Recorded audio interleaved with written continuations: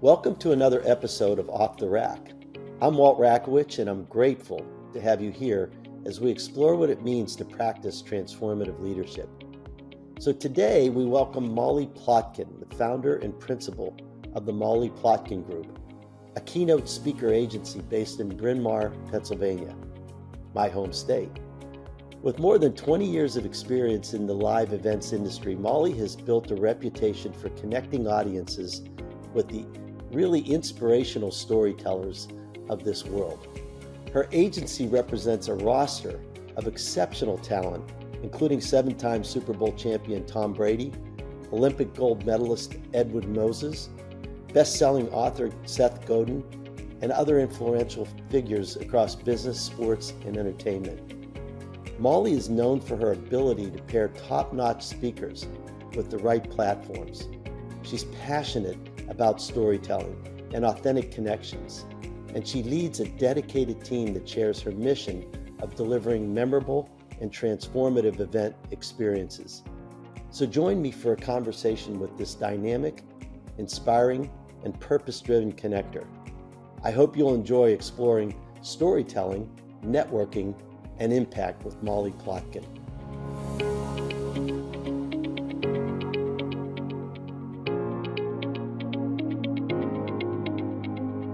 Well, Mollie, welcome to the show. I couldn't help but notice your connection to Philadelphia sports. I know you're in Bryn Mawr, and I'm a former Penn State guy, so I've been many times in Philadelphia. And first of all, I just want to congratulate you on a great Super Bowl win. Unbelievable. Thank Incredible you. game. Thank you. I mean, our city has been absolutely, it's palpable, the energy that has been around here, not only throughout the entire season, but then leading up to the big game, the Super Bowl. It was just electrifying.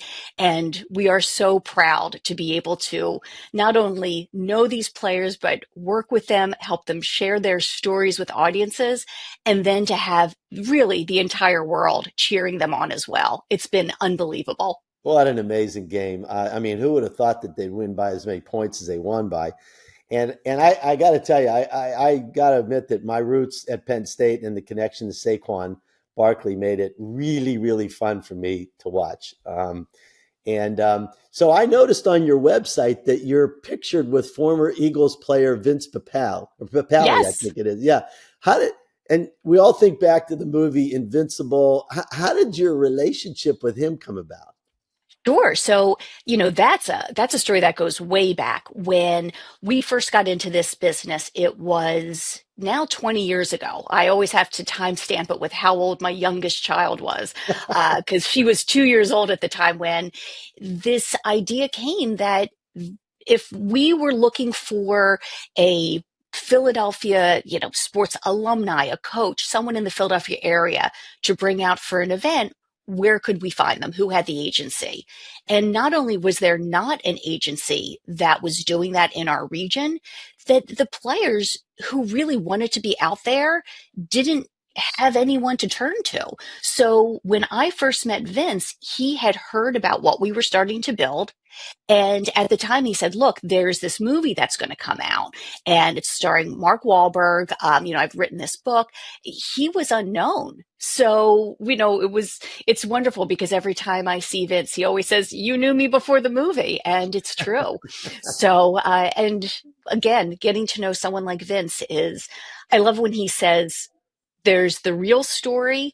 REEL, and then there's the real story, Right. REAL, which is what makes him exciting to watch in the movie, but also exciting to listen to. Yeah, I'm sure they're slightly different, but he'd be a great speaker to tell both sides of that story. I mean, you'd just be captivated listening to him, I'm sure. Absolutely. And as we always say, what translates beautifully when he speaks to corporate audiences is that, as you know, for what you do, speaking to leaders, there's the real story, REEL, where you say, oh, someone made, the Forbes list or the Inc. list, and everything has been just great. And then there's the REAL side, and that is the, wow, really what we went through to accomplish what we did. Yeah, the hard pushing to get there. Um, So you got to be a Flyers fan too, I would guess, right? Yes, historically, we were always a huge hockey family, and that is really how the focus of the company first started was because we just had a passion for hockey, had a passion for the Flyers, had this opportunity to meet now former head coach of the Flyers, Ken Hitchcock, Hmm. and help him share his leadership stories, which are phenomenal. I always say I learned more from Hitch in a few sentences to be not only a better professional, but also to be a better parent from his leadership skills. And through Hitch, we had the opportunity to meet every coach in the NHL. Well, I just don't want you to hold this against me, but I'm a Pittsburgh Penguins fan. And, I grew up in Pittsburgh. So I grew up with Mario Lemieux and Jaromir Jagr and, of course, Sidney Crosby. And I was going to say, anyone who loves Sidney Crosby, how could I not, give you respect also, though? He's such a heck of a player. Holy he, cow. oh, he is. And he's really a heck of a person, too, quite frankly. He really, Mhm. really is. So, anyway, our Pennsylvania roots go way back in the hockey world, that's for sure. So, let's stay on this whole notion of athletes. You really specialize in booking athletes. What do you think makes their story so impactful, both on and off the stage? What I've always said is what it takes to build a great sports team is the exact same thing that it takes to build a great professional team, whether it's a corporate team, whether Mm. it's, the boots on the ground, the people who are absolutely executing what the leadership's vision is. It all translates. And, again, to quote Ken Hitchcock, what he said is the difference is when a professional athlete is doing it, they're doing it with the camera rolling. So, again, to also learn to be able to take the wins and losses to keep them in that safe space that you can move on. You know, you can't buy into all your wins and you can't be crushed by your losses. You still need to be able to regroup. And I've always said it's the same thing that you see in great salespeople. You may have had all of the highest sales for the last 6 months, and then you may not close a deal for 3 months. You can't let the wins dictate how you feel, and you can't let the losses. You just need to keep going. Yeah, that's a really good point. But there is something about having the athlete up there, probably too. Talk about the moment that he or she did X, and everybody in the audience are going, "Oh yeah, I watched that," and you just connect with that person immediately, right? Which puts them in a better position to talk about the wins and the losses, right?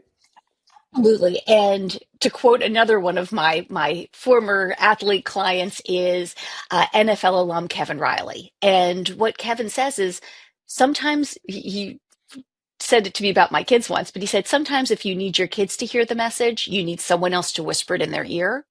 Having an athlete whisper that team mentality message in your employees' ears resonates a lot more than often the same thing that leadership managers have all been telling them. Hearing it from someone that they've watched and admired from a different side can be so much more impactful. No question, absolutely no question about it. Um, so, Molly, your agency really has built a stellar reputation in the speaking industry. And so you started it. What inspired you to start the Mollie Plotkin Group, and how'd you grow it over the years? How'd you grow it into the powerhouse it is today? Sure. We really have always lived by the motto, the mantra, the what we scream from the rooftops. If you do right by your clients, business is easy. Mm. And we only represent people we have the opportunity to know because I can't tell you as a hiring client that this person is truly the perfect person for your audience unless I actually know them. And for the same side, on the hiring client side, when they come to us with their need, and for them to be able to say, these are our pain points, this is what we're looking for, and our area of expertise on our keynote speakers to be able to say, I hear what you're saying, but when it comes to what you want to motivate for your audience, the true goals and objectives, we'd like to recommend these topics because we have already seen the results of these keynote speakers coming to your group. Hmm. Hmm. So you actually look for the, I mean, you know what the speaker is going to talk about. You kind of know what drives them. And so you in essence go to your clients and you'll say, this is what this person really speaks about and can do it in a powerful way. Absolutely. So it's having that ability to truly create these unique, memorable events with our hiring clients, because our ultimate goal is we want them to be the superhero. We want their team to know that when this person had to put together this meeting and it was a global meeting and it's 3,000 people and they're flying in from all over the world to attend a 4-day conference, that they found the right person who delivered that message. Because we have to remember, not only is someone making an investment in this speaker or entertainment, you also have to factor in that you have 3,000 people who aren't producing for their company during that time. So they're also sitting in that audience for 4 days.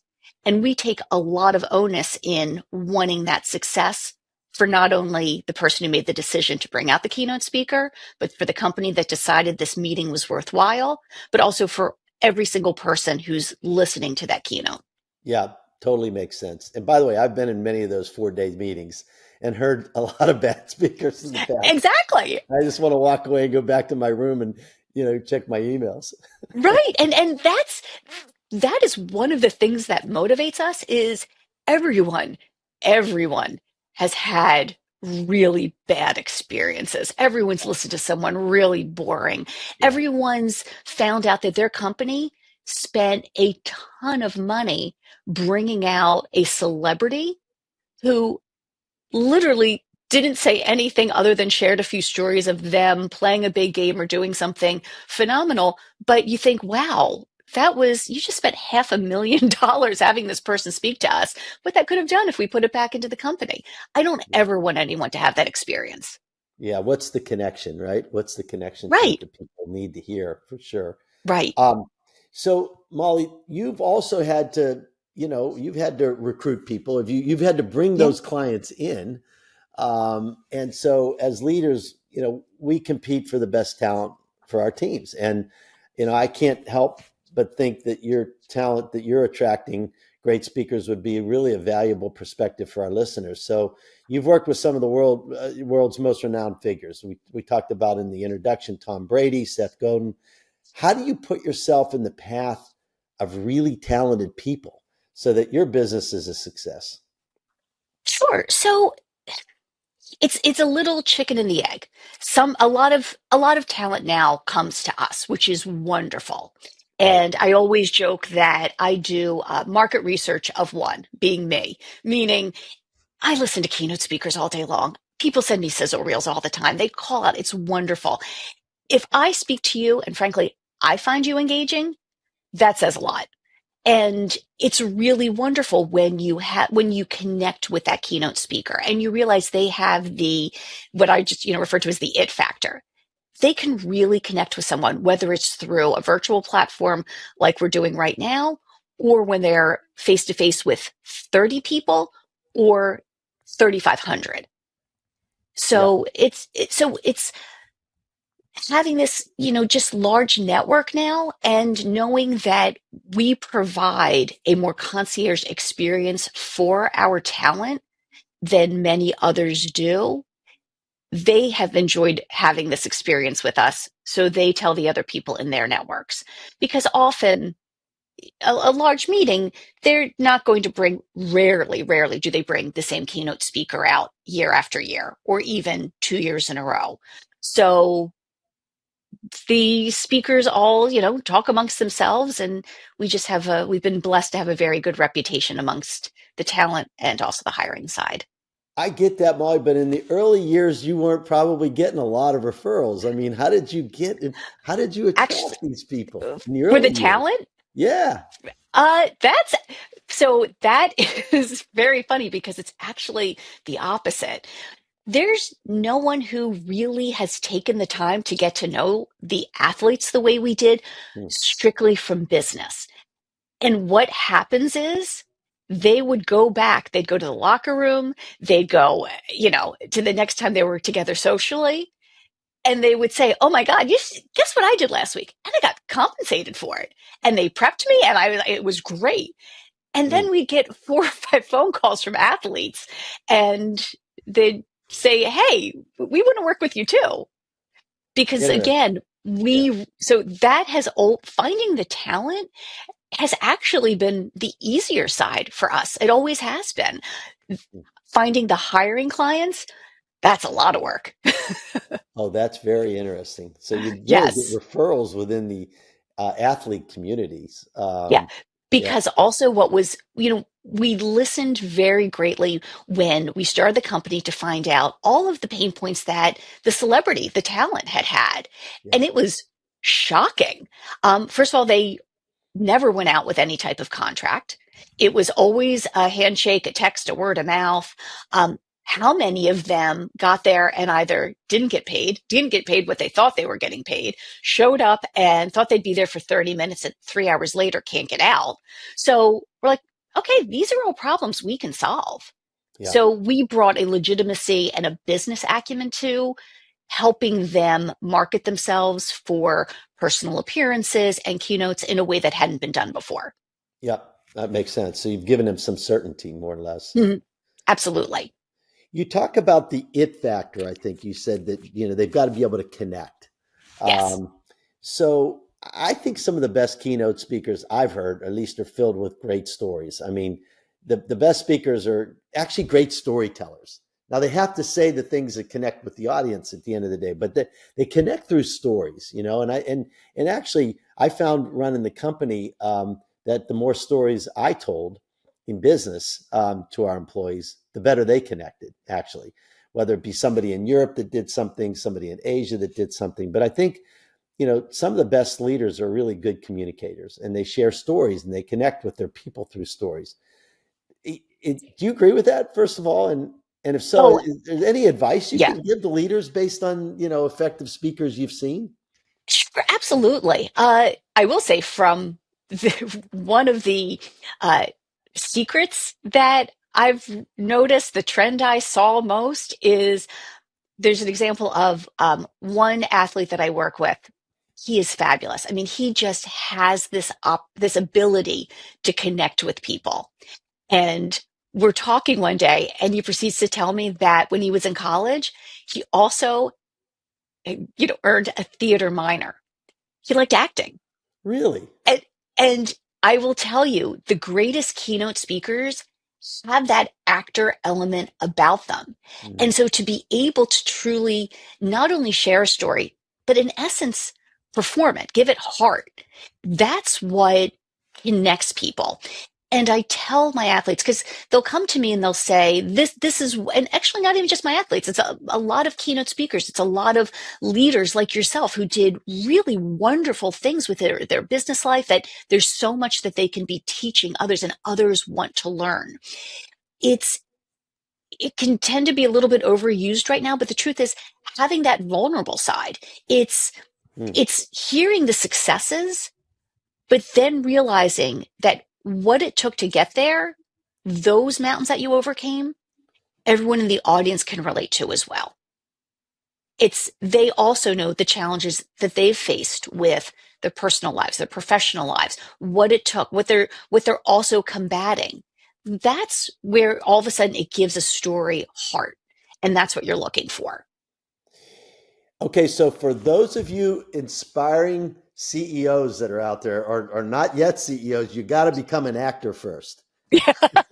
Yes, yes. I just kid, Honestly, I just take kidding, some. but it would help, right?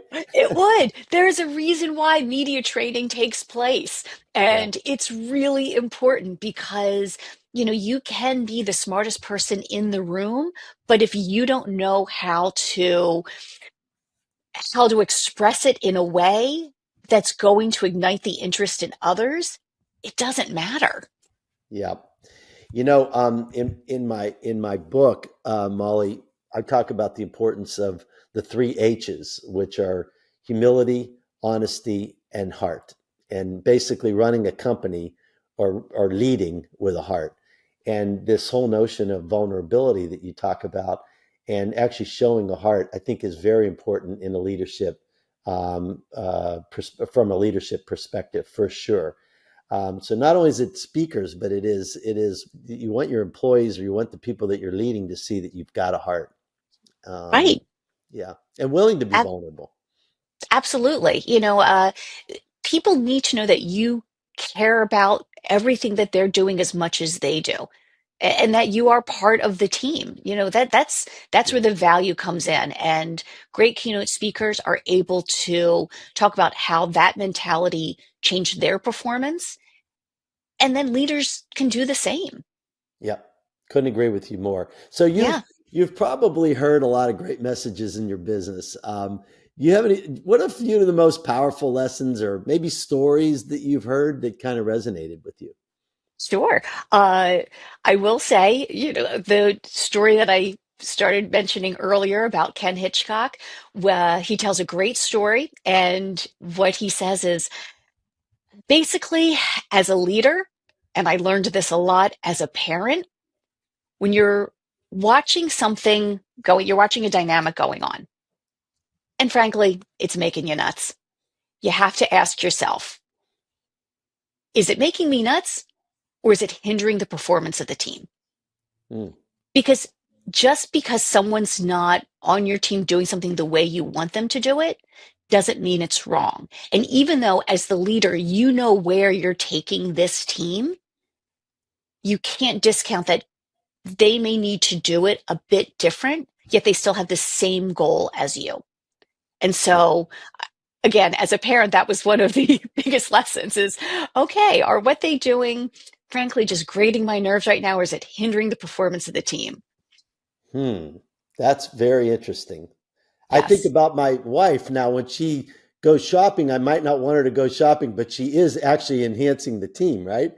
Right. I say I say when the kids were little, and my kids are all grown now. But okay, is this just making me nuts because it's a mess and I'll clean it up later, or are we going to be late? And we said we had to be someplace. Yeah. Okay, that is hindering the performance of the team. Everyone, get your shoes on, get in the minivan. Like that is hindering the performance of the team. And it's the same way with the group that I work with. I have a wonderful, wonderful team. They bring their own strengths. One reason we've always had a very flexible schedule is because I know for me, I'm an early bird. I like to start working at 6 a.m. and that's how I work. But if one of my team members works best at 2 a.m. because they're a night owl and that's when they do their best writing and work, I really okay. Hmm. That's when you want to do content writing. That's fine by me. Yeah. You flow with Yeah, it, right? absolutely. Keeping the goal in mind.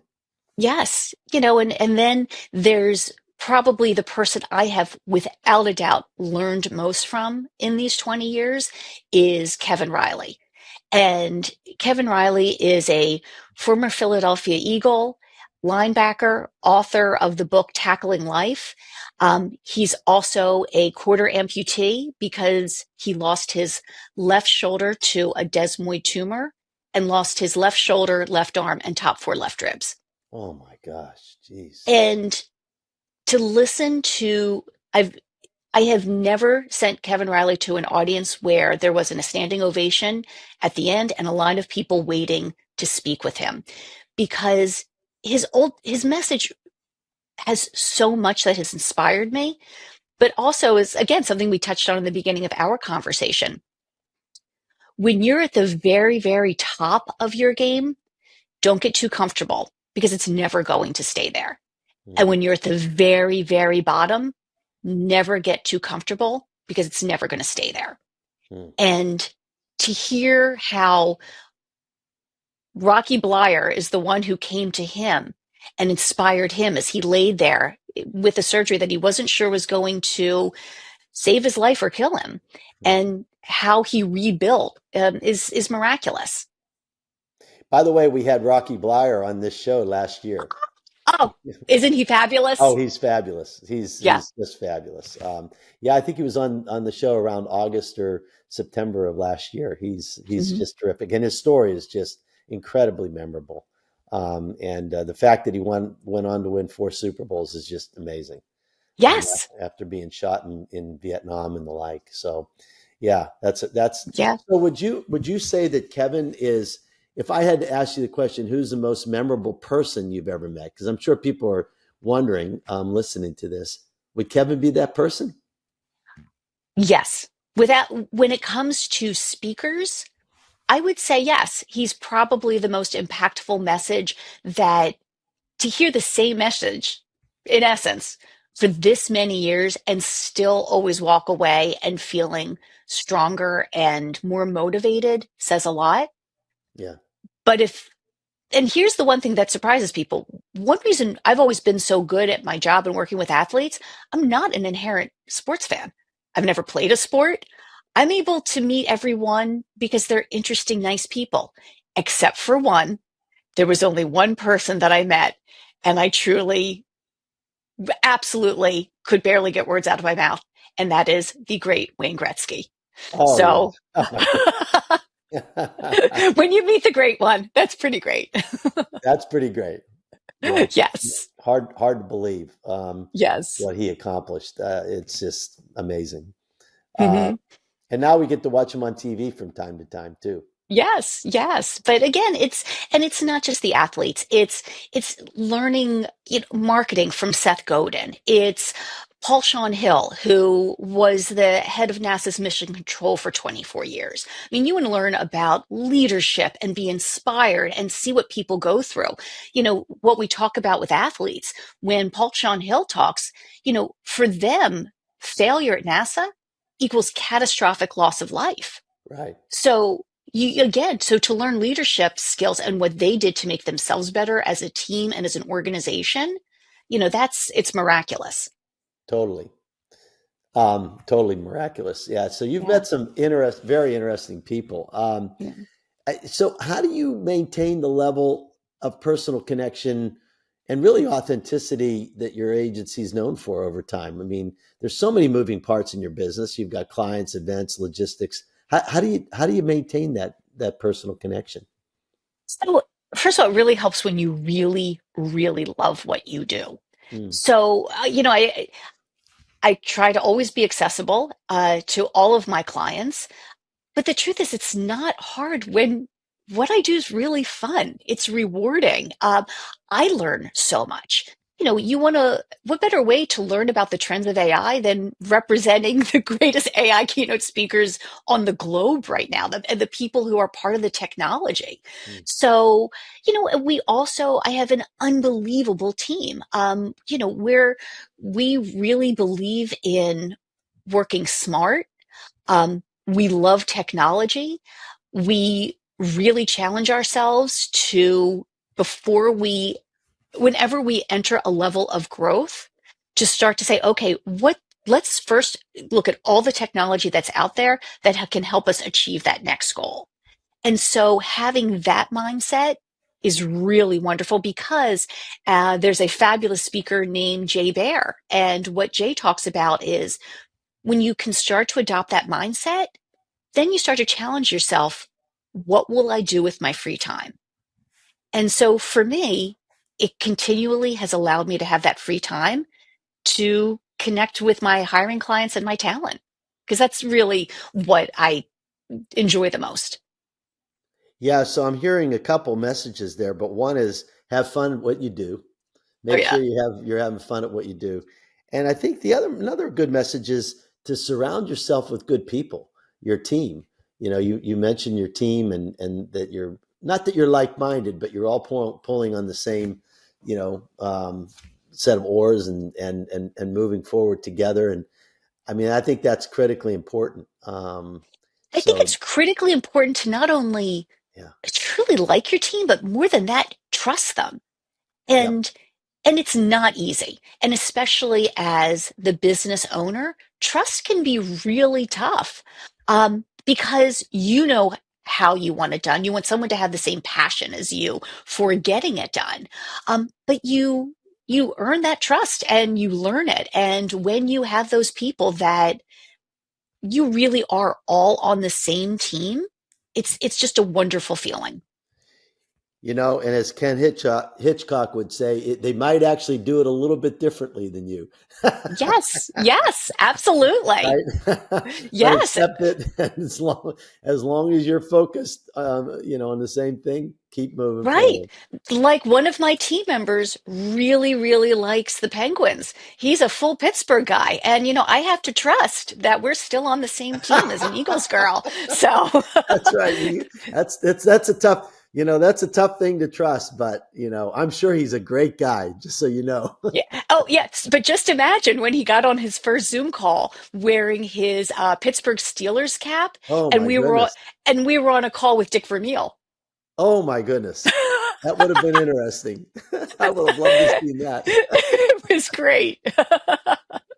Well, Molly, I'm asking all of my guests this year about purpose. I woke up, it seems like sort of late December, and kind of figured out that purpose would be kind of the word of the year. And I'm just so I think that to the extent that we all have a purpose, I just think we have more fun in life. We kind of know what we're going after, and those sorts of things. And what single purpose are you most passionate about pursuing? I would say I have always loved connecting people. I've always loved introducing people. Nothing makes me happier than meeting two new people and realizing they need to know each other. I don't know why or how, but I just want you two to meet. My purpose is actually the same for business. It is people in that audience. I don't know why, but I know this person that you're meant to know. And to be able to continue that purpose and frankly still have a nice life balance with my husband and my kids and my friends and family, that's really my purpose. Molly, you and my wife would get along really, really well. I look forward to meeting her. Maybe one of these days. Hey, listen, I just want to thank you so much for joining me on this episode of Off the Rack. I'm really grateful to you for being on. So thank you so much. Oh, thank you so much for having me. This was a pleasure. Um, and I'd just like to thank all of you who tuned in. I mean, you can always find more insights from our guests through the Off the Rack Plus newsletter. We've got episode highlights, transcripts, helpful takeaways. Also, I'd like you to follow Off the Rack on your favorite podcast platform if that's where you want to, and leave a review, share this episode with someone who needs a little purpose-filled inspiration in their life. And so until the next time, I encourage all of you to be human with one another and find a way to have a positive influence on somebody around you each and every day. Thank you very much.